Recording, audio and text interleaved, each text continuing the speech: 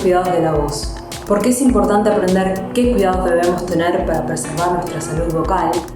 ¿Y quiénes deben prestar especial atención a ellos? Todas aquellas profesiones que requieren del uso de la voz como herramienta de trabajo. Caso de los docentes, los comunicadores, los vendedores, los abogados, cualquier tipo de persona que utiliza su voz para tramitar o gestionar su trabajo, debería conocer cuáles son los cuidados que debe hacer con la voz. Conocer la forma de funcionamiento de los distintos órganos del cuerpo y difundir ese conocimiento permite a la persona común protegerse. Y sobre todo aquellas personas que están expuestas a distintas patologías. La cantante lírica Alejandra Malvino nos cuenta los cuidados que deben tener los cantantes para con su voz hablada.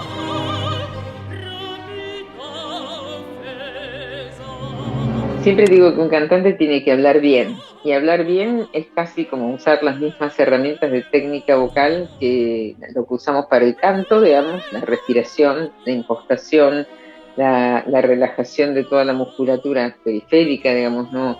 Hablar en el tono casi natural y descubrir cuál es el tono fundamental de la voz de cada uno. Pero vendrá la lluvia blanda, vendrá sin ayeres y sin fríos, vendrá ilusoria, solitaria. Yo pienso que lo que hay que hacer es ser uno mismo en toda la extensión de la expresión, no fingir nada, no imitar a nadie, no pretender ser más de lo que se es, sino instalado en uno mismo, tratar de crecer y de educarse y de leer y de interiorizarse lo que es lo profundo, lo que es hondura, lo que es cierto, eso de no mentir, decir con sinceridad las cosas no te dejan mal parado nunca, nunca.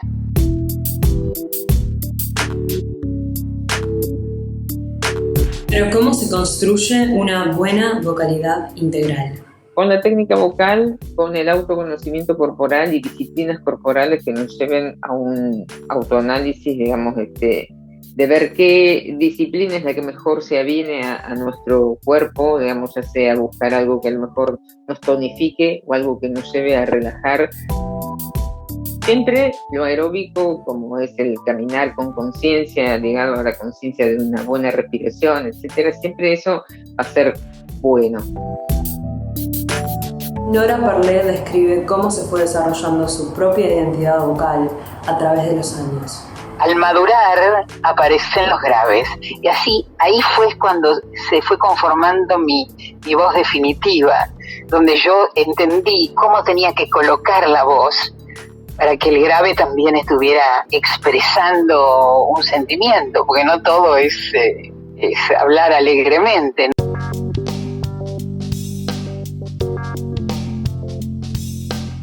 Sé dónde tengo que bajar el tono, sé cómo elaborar una voz alegre, una voz crepitante, sé cómo hacerlo, pero es intuitivo, no hice un curso para eso me salió intuitivamente porque soy una profesional ya que ha recorrido un largo camino. ¿Qué es la higiene vocal y cómo se relaciona con la autoescucha?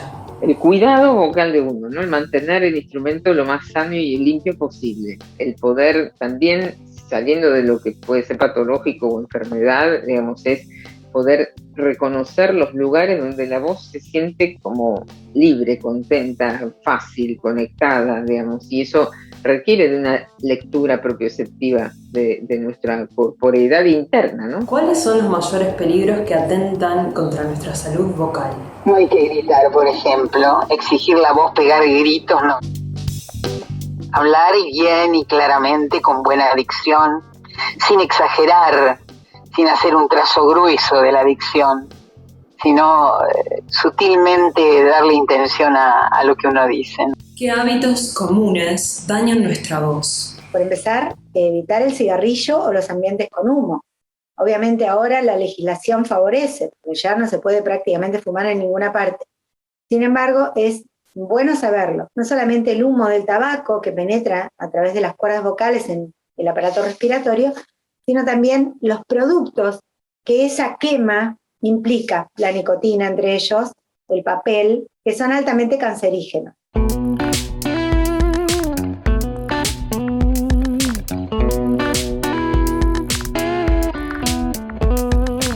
Pero para cuidar nuestra voz, también hay que prestarle atención a otras partes del cuerpo que no relacionamos comúnmente con la salud vocal. Todo lo que es el sistema digestivo, nuestra alimentación, digamos, todo hoy día, bueno, en los últimos años más vale se ha puesto como muy en boga un diagnóstico que es el reflujo, ¿no? Y que tiene bastante que ver con la calidad y lo que comemos y cómo comemos, ¿no? Y eso depende del aparato digestivo absolutamente, y a veces es un poco sordo, digamos, o no da señales, no tenemos ardor de estómago, no tenemos dolor de panza, pero eso va haciendo, digamos, un trabajito silencioso que corroe bastante la mucosa de la cuerda y nos deja mudos. ¿Cómo se recupera una voz enferma? Siempre cuando hay una inflamación lo que hay que hacer es reposar y enmudecer, aunque sea un día, 2 días, y ver si uno necesita tomar algún medicamento o si eso se va pasando solo.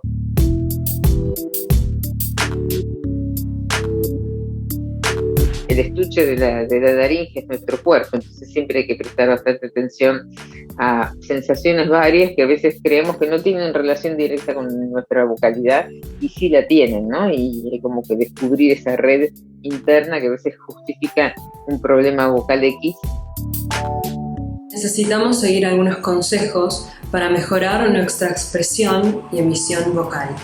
Yo soy una persona que habla a media voz. Trabajo frente a un micrófono y eso me ayuda mucho. Me acerco a él, uso auriculares para colocar la voz.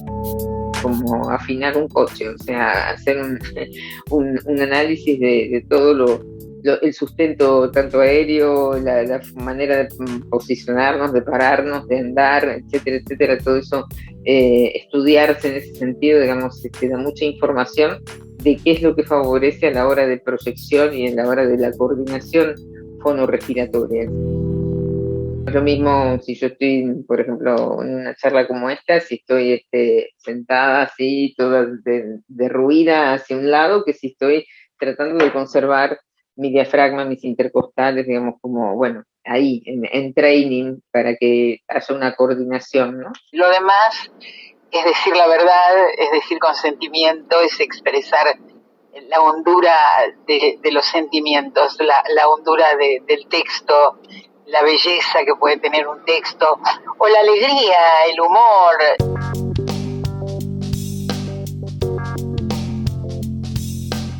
A las personas se les enseña a escribir o a cantar, pero nunca se les enseña apropiadamente a los chicos a hablar, sino que se asume que eso se aprende de manera natural. ¿Es necesaria una educación vocal para todos? Yo quisiera que en todos lados se enseñe educación vocal, hasta los chicos, ¿no? O sea, que aprendan a respirar, o los coros de niños que tienen, no es que estudian una impostación específica, pero sí aprendan la respiración, la relajación. Bueno, todas esas cosas son patrimonio para que un instrumento tan maravilloso y tan lábil al mismo tiempo como es la laringe tenga una duración a lo largo de una larga vida de una persona. Yo tenía una voz de niñita, de jovencita, y con los años se fueron agregando graves que obviamente embellecieron la emisión de la voz. La voz tuvo otros canales para darle valor a un texto. Hay gente que se levanta de la cama y ya apenas respiró, ya tiene la voz colocada, y hay otros que a lo mejor les cuesta, digamos, tener como si te dijera la voz despierta, a lo mejor les lleva 2 horas, o a lo mejor necesitan hacer su desayuno, su tarea física. Tengo 61 años de trabajo ininterrumpido, y mi voz lo que ha hecho en su historia es ir adaptándose a las circunstancias.